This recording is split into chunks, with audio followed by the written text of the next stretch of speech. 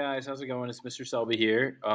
Today I'm going to do a little bit of review from yesterday's lesson. So this is chapter 3, section 1. Okay, lesson 1. So what I'm going to do is I'm going to go through some of these quiz questions, and hopefully by me answering them, you guys can get a little bit of information, and we'll hopefully be able to answer. Hopefully this will help you do a little bit better on your quizzes when they come up. All right, which of the following best describes the front and back covers of a notebook when closed? All right, so the cover of a notebook is a plane, all right? And the back cover of a notebook when closed is also plain.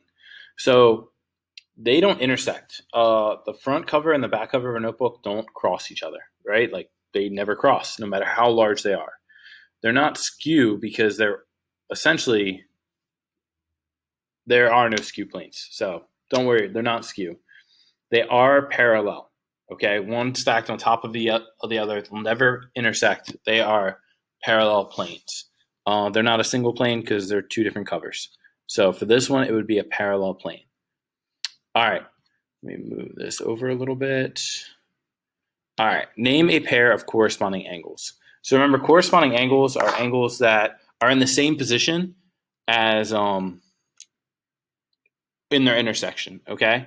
They are on the same side of the transversal, and they are on the same side of their own line, okay?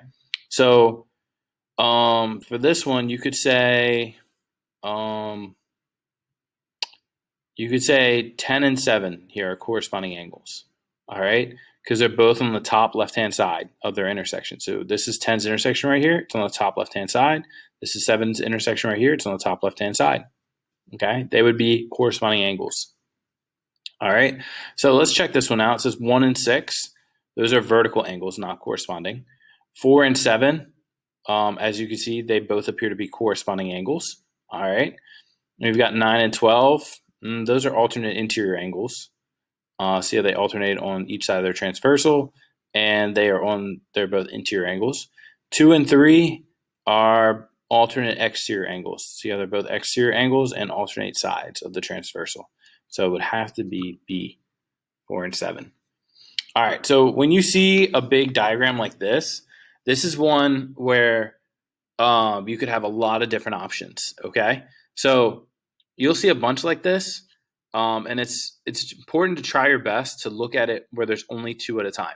So you might have to cut off the ones where it's 9 through 16 and just look at 1 through 8, or you might have to cut off the 5 through 8 and 13 through 16 and just look at 1 through 4 and 9 through 12. All right, so for this one, we've got 11 and 13. If you just cut out 1 through 8 and just look at 9 through 16, you should be able to do this pretty well. So 11 and 13, 11's here, 13's here. They are not alternate interior angles. Remember, if something's alternate, they're on opposite sides of the transversal. L right here is clearly transversal. So alternate interior would actually have to be 12 and 13. Corresponding angles, not corresponding. Corresponding with 13 would actually be 9 because they're both on the top left-hand side of their intersection.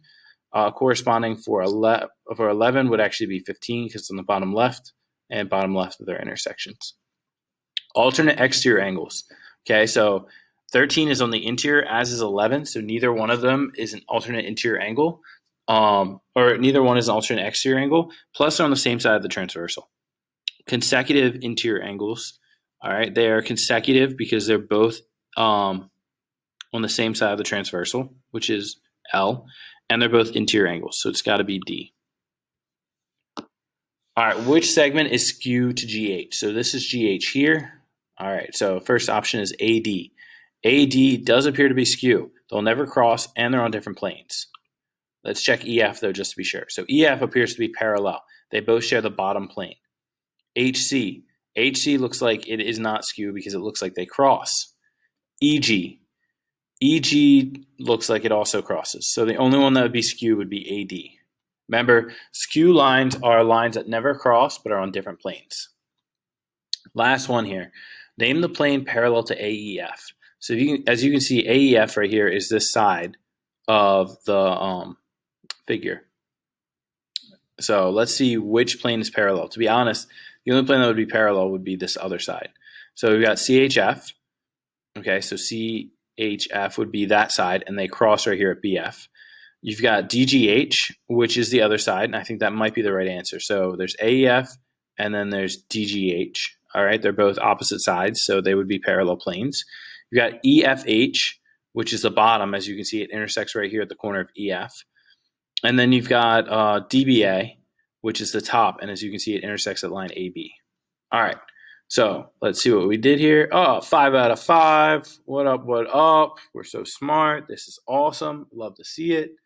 All right, so if you maybe felt like you got one of those incorrect, or you don't understand how I got one of them correct, please reach out to me. You can message me on Schoology. You can email me. You can come to any of my Zoom office hours.